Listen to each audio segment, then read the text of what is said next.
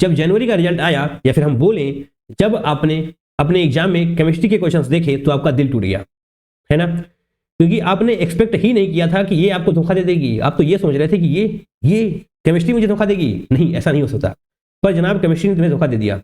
Chemistry के काफी अच्छे क्वेश्चंस पूछे गए हैं, कुछ क्वेश्चंस एडवांस लेवल तक के पूछे गए हैं। तो अब आप केमिस्ट्री को हल्के में लेने की गलती बिल्कुल मत करिएगा, इसको टाइम दीजिए, वरना जनाब फिर से धोखा दे देगी आपको, है ना।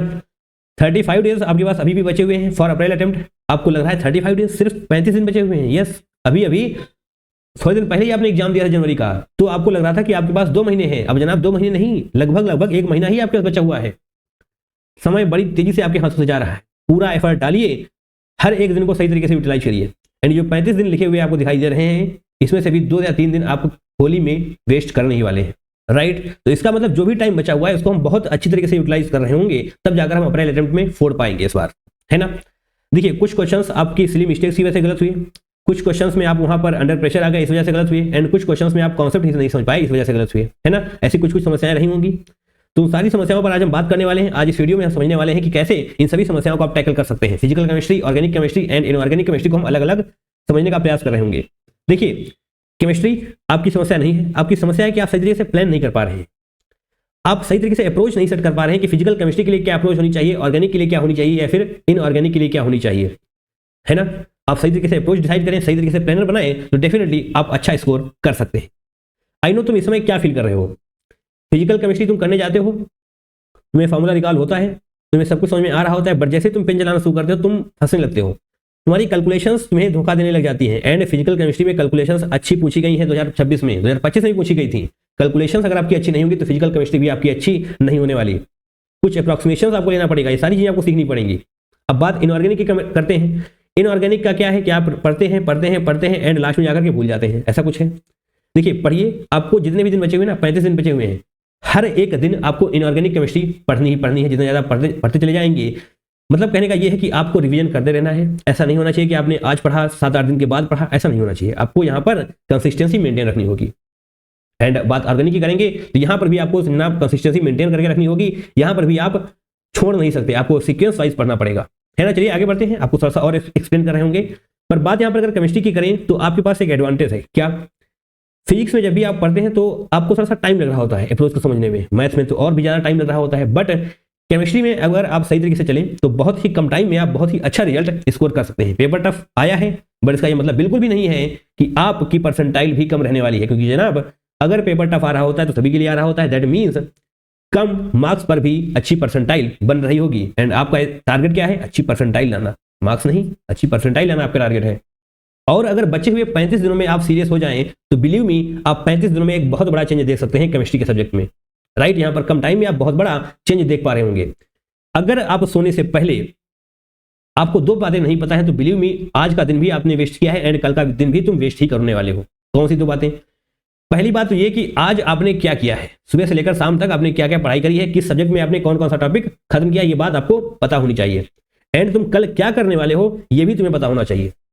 अगर तुम्हें इन 2 क्वेश्चंस के आंसर नहीं पता है तो बिलीव मी, तुम टाइम वेस्ट कर रहे हो। तुम इससे बेहतर अचीव कर सकते हो एंड तुम्हें 100% देना है। यहां से 90% वगैरह कुछ नहीं चलेगा, 100% से ज्यादा तुम्हें देना पड़ेगा। जितना भी तुम्हारे पास पोटेंशियल है उस सारे पोटेंशियल को झोंक दो, जरा सा भी अपने पास बचाकर नहीं रखना है। पूरी की पूरी मेहनत लगानी है इस बार अप्रैल अटेम्प्ट में, है ना। 35 दिन की तो बात है, 1 महीने मेहनत कर लेंगे, कोई दिक्कत नहीं है। चलिए आगे आइए। जेईई मेंस जनवरी 2026, 250 क्वेश्चन आपसे पूछे गए थे केमिस्ट्री में एंड ये सारे क्वेश्चन हम करवाने वाले हैं आपको। 15 मार्च से पहले ये सारे क्वेश्चन आपको कंप्लीट करा दी जाएंगे, पीडीएफ वगैरह आपको सब कुछ दे दी जाएगी। वैसे तो 12 मार्च तक हम कंप्लीट कराने की पूरी कोशिश कर रहे होंगे, बट फिर भी हम 1-2 दिन एक्स्ट्रा लेने वाले हैं, ताकि हो सकता है कहीं पर टाइम लग जा रहा हो हमें भी, है ना। बट 15 मार्च तक सारी चीजें कंप्लीट हो जाएंगी। बट हाँ, उसके लिए आपको कुछ तो करना पड़ेगा यार, है ना। थोड़ी सी हेल्प मेरी भी कर सकते हैं आप। इस वीडियो में आप 15 लाइक्स कर सकते हैं, आसानी से कर सकते हैं। पिछली बार मैंने कहा था बट उसका कुछ खास रिस्पांस देखने को मिला नहीं। यस, आपने किया था, बट उससे बेहतर हम उम्मीद करते हैं आपसे, है ना। क्योंकि जनाब एक तरफा मोहब्बत चलती नहीं है ज़्यादा दिन, है ना। आप सभी को पता है कहाँ तक एफर्ट मारेगा एक बंदा। दूसरी तरफ से भी थोड़े से प्रयास नजर तो आने चाहिए। एंड इसके साथ आप 50 कमेंट्स भी कर देंगे इस वीडियो के नीचे, ठीक है। ज़्यादा कुछ नहीं करना है, इतना आप कर देंगे तो डेफिनेटली मैं समझ जाऊंगा कि यस आप सीरियस हैं अपने गोल को लेकर के, ताकि मैं भी सीरियस हो पाऊँ कि यस 250 क्वेश्चन आपको करा देने हैं। आप सभी को पता है कि ये अच्छे क्वेश्चन पूछे गए हैं, है ना। तो डेफिनेटली आपको ये सारे क्वेश्चन की प्रैक्टिस करनी है। और हाँ, आप ये एक्सपेक्ट मत करिएगा कि यहां पर आकर के मैं लास्ट में आपको कुछ टॉप पीवाईक्यूज वगैरह देने वाला हूं, कुछ नहीं मिलने वाला है आपको इस बार 2026 में, क्योंकि ये सभी टॉप पीवाईक्यूज ही हैं। 250 के 200 क्वेश्चन तो आपको टफ हैं, बहुत अच्छे लेवल के क्वेश्चन पूछे गए हैं आपको, यहाँ पर कुछ क्वेश्चन तो एडवांस लेवल के भी देखने को मिल रहे हैं आपको, है ना। तो सारे क्वेश्चंस की प्रैक्टिस आपको करनी पड़ेगी, एक एक क्वेश्चन आपको आना चाहिए। 15 मार्च को हम सब कुछ कंप्लीट करा देंगे एंड एग्जाम में जाने से पहले हर एक क्वेश्चन की प्रैक्टिस आपको करनी है। अगर आप ये कमेंट में नहीं लिख पा रहे हैं ना कि मैं सारे क्वेश्चन की प्रैक्टिस करूंगा, तो बिलीव मी मोटिवेशन मेरा भी डाउन हो जाएगा ना यार। मुझे भी तो मोटिवेशन आना चाहिए ना कि आप करने वाले हैं। अगर आपकी तरफ से कोई एफर्ट नजर नहीं आएगा तो मेरी तरफ से भी एफर्ट में कमी नजर आने ही लग जाएगी। एक तरफा मोहब्बत ज्यादा चलती नहीं है ना। चलिए समझने का प्रयास करते हैं। फिजिकल केमिस्ट्री में आपसे 91 क्वेश्चन पूछे गए हैं, आप यहाँ पर ऐड करके देख सकते हैं। 91 आउट ऑफ 250 क्वेश्चंस, राइट।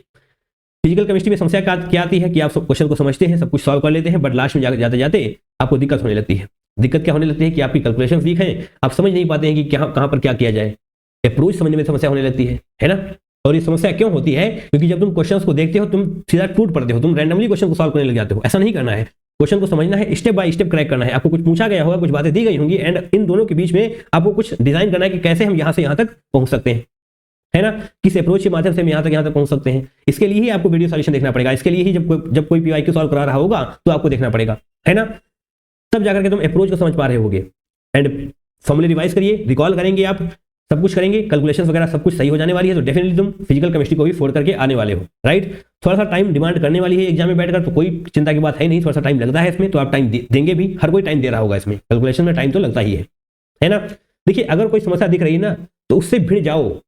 अगर आप उस समस्या से दूर जा रहे हैं तो बिलीव मी वो समस्या आपका पीछा नहीं छोड़ने वाली, वो एक दिन आपको हरा ही देगी। तो जनाब अगर कोई समस्या नजर आ रही है, आपको लग रहा है कि हाँ यहाँ पर मैं वीक हूं, तो जनाब जाकर के उससे भिड़ जाइए। समझ पा रहे हैं? अरे हाँ या ना? यस। और अब यहां से कोई एक्सक्यूज वगैरह मत देना यार। अगर आप एक्सक्यूज दे रहे हैं कि ये समस्या है वो समस्या है तो रहने दीजिए, है ना। अब यहां से आपको 70 to 80 क्वेश्चंस केमिस्ट्री में प्रैक्टिस करने ही पड़ेंगे डेली। 70 to 80 क्वेश्चंस अगर आप प्रैक्टिस नहीं कर रहे हैं तो दिक्कत में है। देखिए अगर पेपर टफ आ रहा है ना तो आपको क्वेश्चन प्रैक्टिस इंक्रीज करनी पड़ेगी, आपको questions number of questions increase करने पड़ेंगे। मैं 70 to 80 क्वेश्चंस कर रहा हूं, ये मिनिमम है। अगर आप 100 प्लस कर सकते हैं तो करिए। एंड 30 प्लस क्वेश्चंस आपको फिजिकल केमिस्ट्री में जनाब करने ही करने हैं। 30 प्लस क्वेश्चंस आपको फिजिकल केमिस्ट्री से करने हैं, है ना। आगे कैसे करने हैं, क्या अप्रोच होने वाला है, वो सभी कुछ आगे हम बताने वाले हैं। और पहले थोड़ा इनऑर्गेनिक को समझने का प्रयास करते हैं। यहां से आपको 67 क्वेश्चंस पूछे गए हैं आउट ऑफ 250 क्वेश्चंस। वेटेज कम नहीं है इसका, क्योंकि यहां पर चैप्टर भी तो कम है in comparison to physical. That means weightage same ही रहने वाला है। एंड ऑर्गेनिक में भी आपसे 92 क्वेश्चंस पूछे गए हैं आउट ऑफ 250। तो आप देख पा रहे हैं कि तीनों में ही वेटेज ऑलमोस्ट सेम ही है। यहाँ पर भी चैप्टर ज्यादा है एंड फिजिकल में भी चैप्टर ज्यादा है, तो थोड़े से क्वेश्चन भी बढ़कर नजर आ रहे हैं आपको। ऑर्गेनिक में इनऑर्गेनिक में चैप्टर भी तो कम है। तो सारी चीजों को पढ़िए। अगर आप रीडिंग कर सकते हैं, मुझे पता है कि आप इनऑर्गेनिक केमिस्ट्री की रीडिंग नहीं कर रहे हैं। एनसीईआरटी रीडिंग कर रहे हो? बताओ नहीं कर रहे हो ना, तो करो। किस चैप्टर की रीडिंग करनी है? केमिकल बॉन्डिंग की अगर आप रीडिंग कर सकते हैं तो करें जनाब, बहुत इंपॉर्टेंट है। एंड कोऑर्डिनेशन कंपाउंड, ये रहा कोऑर्डिनेशन कंपाउंड की भी आप रीडिंग करें। पी ब्लॉक की भी रीडिंग आप कर सकते हैं, बट यहाँ पर सिलेबस वगैरह थोड़ा कटा हुआ है तो आप उसको देख करके रीडिंग करिएगा, है ना। सिलेबस डिडक्शन हुआ है ना इसका। And D and F block की भी रीडिंग आप करें। इन 4 चैप्टर्स की रीडिंग आपको करनी ही करनी है, right. And chemical bonding and molecular structure के थोड़े मॉलिक्यूल्स भी देख लीजिएगा इस बार। अप्रैल अटेम्प्ट है ना, थोड़ा सा पेपर का लेवल बढ़ेगा ही। ऐसा एक्सपेक्ट मत करिएगा कि लेवल कम होने वाला है। लेवल कम नहीं होगा, क्योंकि कंपटीशन भी कम नहीं होने वाली। कंपटीशन यहाँ से इंक्रीज ही कर रही होगी, क्योंकि एक्स्ट्रा वक्त सभी को मिला है, सिर्फ तुम्हें नहीं मिला है, सभी को मिला है। तो तुम्हें जनाब एफर्ट डालने पड़ेंगे एक्स्ट्रा। रीडिंग वगैरह मारिए, मॉलिक्यूल्स के स्ट्रक्चर्स वगैरह देखें तो आपको फायदा हो रहा होगा। इनऑर्गेनिक में आपके पास एडवांटेज क्या है?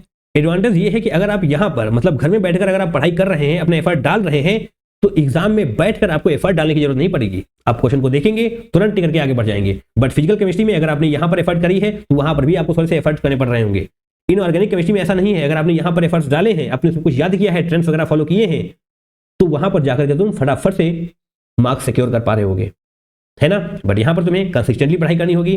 35 दिन है, 35 में से 3500 दिन आपको इनऑर्गेनिक केमिस्ट्री को थोड़ा थोड़ा भी सही बट पढ़ना जरूर है। आगे बढ़िए, ऑर्गेनिक केमिस्ट्री की बात कर लेते हैं। देखिए यहाँ पर आप ऐसी गलती कर सकते हैं कि आपको लग रहा है कि ऑर्गेनिक केमिस्ट्री बोले तो एमाइंस से 14 क्वेश्चन पूछे गए हैं, आप फटाक से 14 क्वेश्चन पढ़ने चले गए, मतलब एमाइंस पढ़ने चले गए। ऐसा नहीं करना है। ऑर्गेनिक केमिस्ट्री आप कूद के नहीं पढ़ सकते, आपको 1 by 1 ही आगे बढ़ना पड़ेगा। आपको बेसिक्स के साथ ही चलना पड़ेगा। अगर आपने जीओसी नहीं पढ़ा है, अगर आपने आइसोमेरिज्म नहीं पढ़ा है, तो आप एक्सपेक्ट कर ही नहीं सकते कि आप इन क्वेश्चन को सॉल्व कर पा रहे होंगे। नहीं एक्सपेक्ट कर सकते आप। आपको सबसे पहले जीओसी पढ़ना पड़ेगा सही तरीके से, आइसोमेरिज्म को पढ़ना पड़ेगा, उसके बाद आकर के आपको हाइड्रोकार्बन्स पढ़ना पड़ेगा। 1 by 1 आगे पढ़ेंगे तब जाकर के आप चीजों को क्रैक कर पा रहे होंगे। है ना। मैं देखता हूं ऑर्गेनिक केमिस्ट्री आपके पास आती है, आपके पास लास्ट में टाइम कम बचा हुआ है, तो आपको लगता है हाइड्रोकार्बन 9 क्वेश्चन पूछे गए थे, छोड़ देते हैं इसको, एमाइंस करते हैं यार, एमाइंस से 14 क्वेश्चन पूछे गए थे, बट नहीं होने वाला है ना। एंड आपको ये 2 वीडियो जरूर से देखने हैं। पहला कौन सा है, टॉप 101 रिएजेंट्स, जो मैंने अपने इस चैनल पर करा दिए हैं, राइट, आपको यहाँ पर दिखाई भी दे रहा होगा।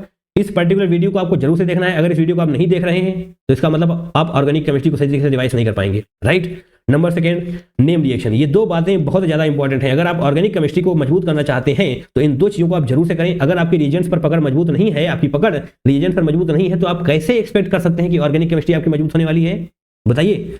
आपको ऑर्गेनिक केमिस्ट्री को एज अ होल देखना पड़ेगा, 1 बाय 1 नहीं, एज अ होल।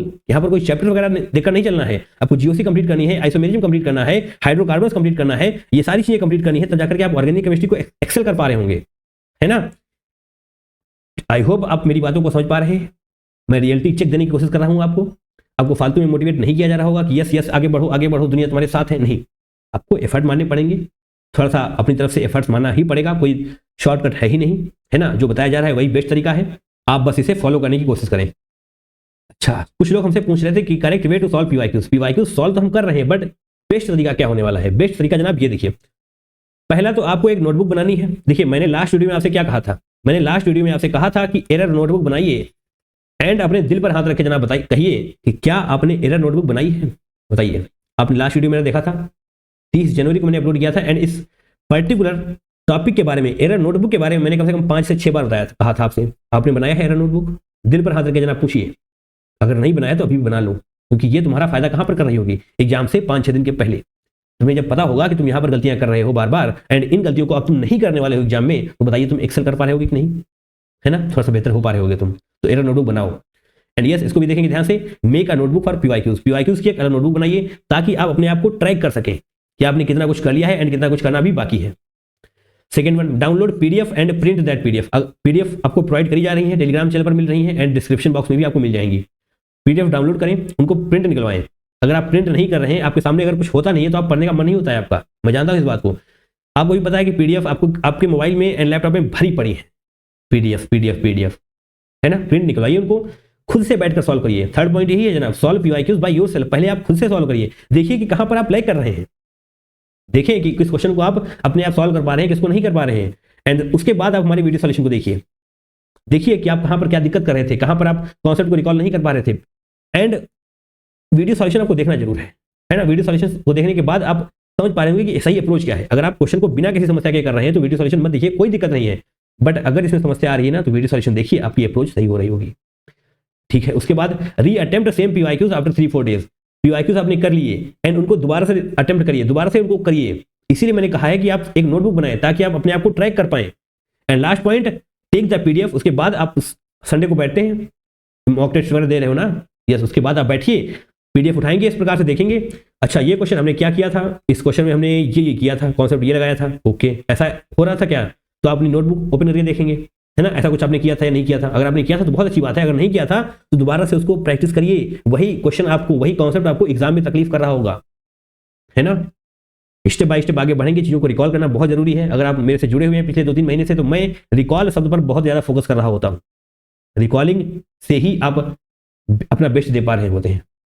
और इस प्रकार से आप 30 दिन मुझे दीजिए, इस प्रकार से आप पीवाईक्यूज की प्रैक्टिस करिए लगातार, कंटिन्यूअसली रिगरस प्रैक्टिस आप करें 30 दिन तक, एंड अप्रैल अटेम्प्ट में आप 110% एक बहुत बड़ा चेंज देख पा रहे होंगे। बस आपको 30 दिनों तक इसको फॉलो करना है, इसी प्रकार से पीवाईक्यूज की प्रैक्टिस करनी है, रिगरस लगातार प्रैक्टिस करते चले जाना है, बिना कुछ सोचे समझे।